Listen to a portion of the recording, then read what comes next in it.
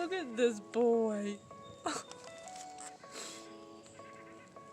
I'm going to tell you how I prepared for my van journey and basically just how to get started with van life. Don't know why you say goodbye, I say shalom. Shalom, I'm Mermaid Liv. If you're new here, welcome to my channel. If you're not new here, then you know I'm a professional mermaid and content creator who is about to go on a big van journey. You can call me the Van Life Mermaid. So hashtag van life is pretty trendy right now, and I'm not gonna lie, all those Instagram photos and everything got me on board, and I'm giving it a try. So I've been planning this trip for well over 6 months, and I'm pretty ready to go. It's been a long journey. It's taken me a lot of research and buying things, so much buying things, putting together this van. Just a glimpse inside.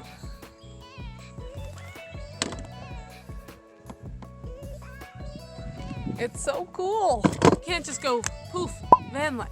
There's so many steps involved. So I'm gonna give you all the tips I can to facilitate your journey of starting van life. So the first thing, obviously, you need a van to do van life, so you need to acquire a van. There are several ways you can do this. I started out by looking on Facebook Marketplace, trying to find a used van. I spent at least a month trying to find a van from like Facebook Marketplace, and that's a long process of, you know, talking back and forth with a person, then meeting up, then I need to get this guy a bone to occupy him. Give me your paw. Give me your paw.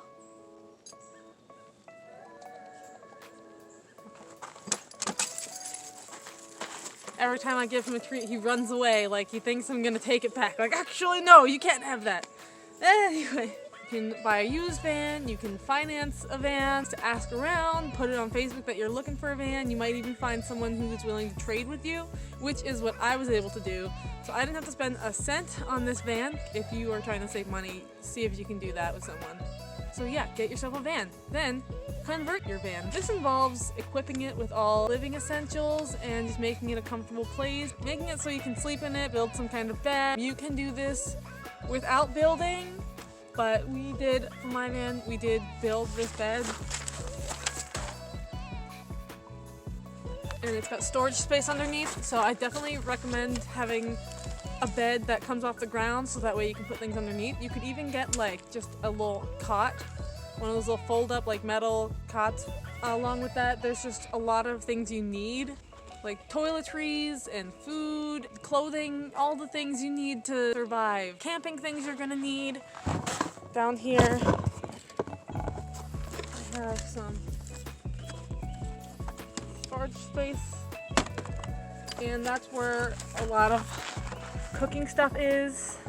Extra toilet paper. I also have a secret stash of cardboard for when I'm camping and I need to make a fire. And you're also going to want to fill it with stuff that you need, like your laptop, your electronics, books, things to entertain yourself. You also need to think about where you're going to shower and go to the bathroom. So I have a camp shower.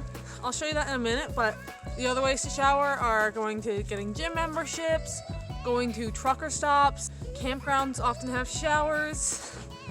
Or you could get yourself one of these bad boys.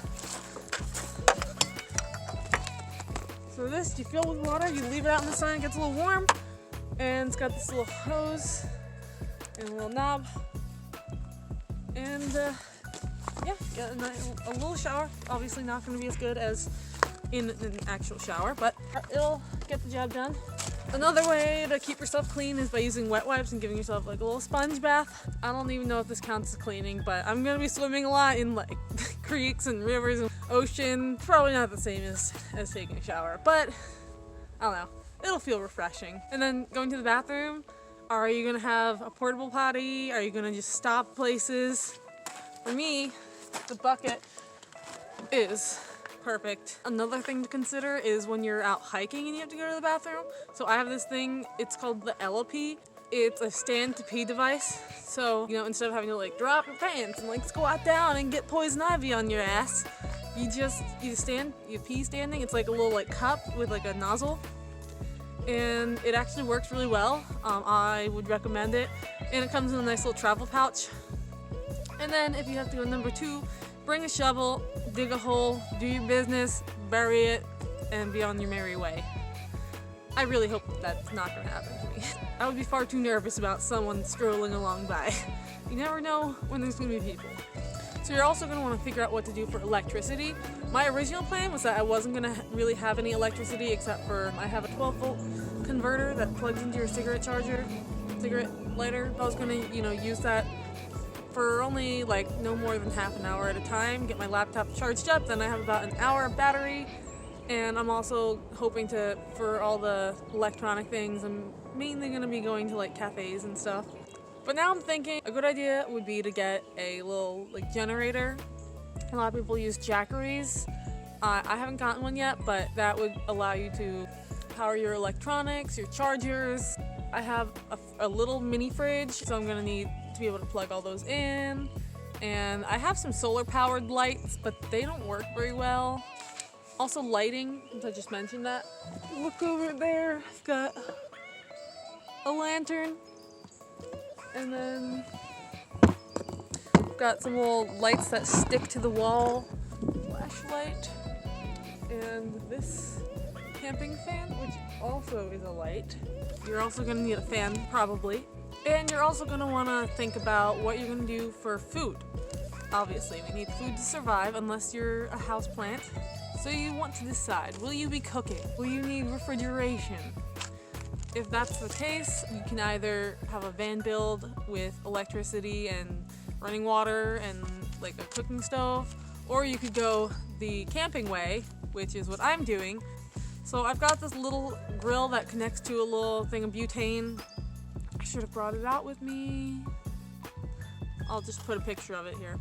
So that's how I'm gonna do the cooking. And part of my van build is my bed also has a table, so when I open the trunk, I can pull out this table that slides out from underneath the bed and then has a leg that I attach to it. And that's where I'm gonna cook and use my little grill. I'm also gonna be doing bonfire cooking.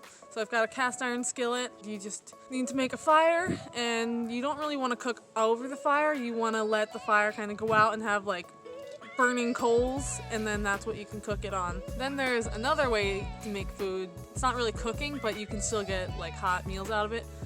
Hot water. Some ways to have hot water are to boil some water if you have the little stove thing that I was telling you about, or if you have electricity in your van. Boil some water and then use that for oatmeal or little like cups of noodles, like the ones that you just pour hot water into. The way that I'm gonna have hot water for those things is actually by using my espresso machine. So yes, I'm bringing my espresso machine. Can't go without my lattes. But if I take out the little filter where you put the espresso in, then just hot water goes through.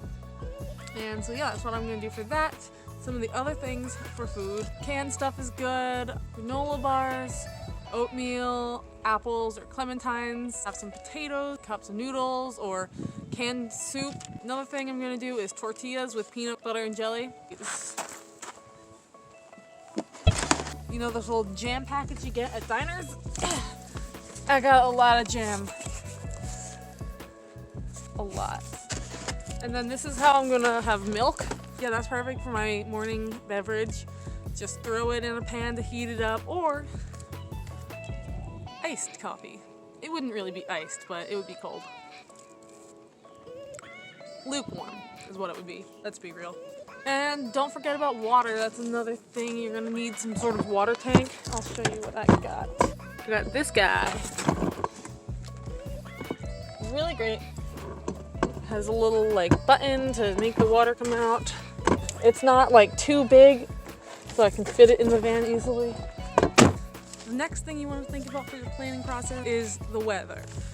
So this just really comes down to what you pack. So you want to consider where you're going. For my trip, I'll be driving towards the south to Florida to warmer weather, but it's still been kind of cold where I am and in the areas nearby. So I'm gonna have some nights of camping that are gonna be cold. So you need to pack accordingly.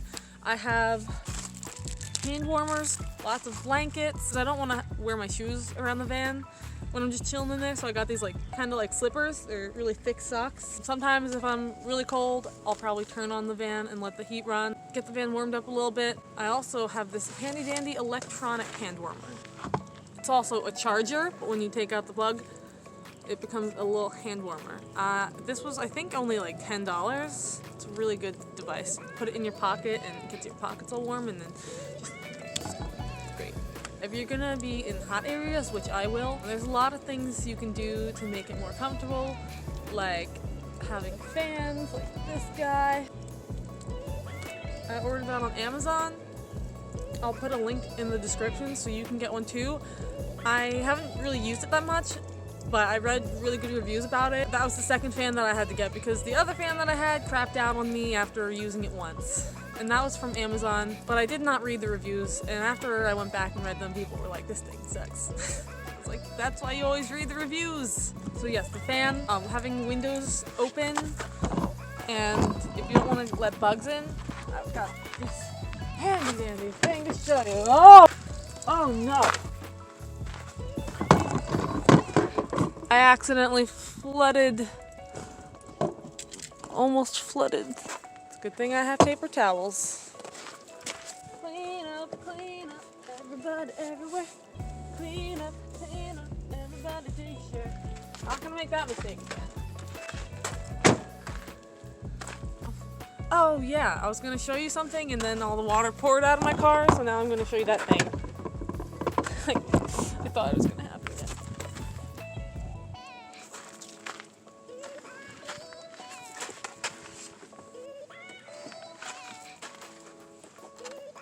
So now you can roll down your window and it's a bug screen so no bugs can get in.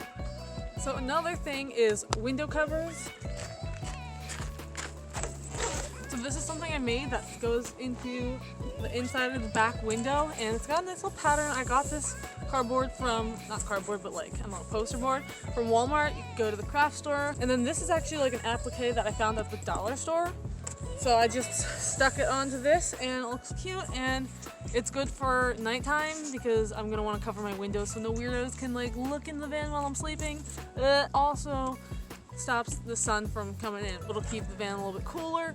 So I have my dog traveling with me. I'm gonna try not to have to leave him in the van. You know, I'm gonna order groceries online and then pick them up.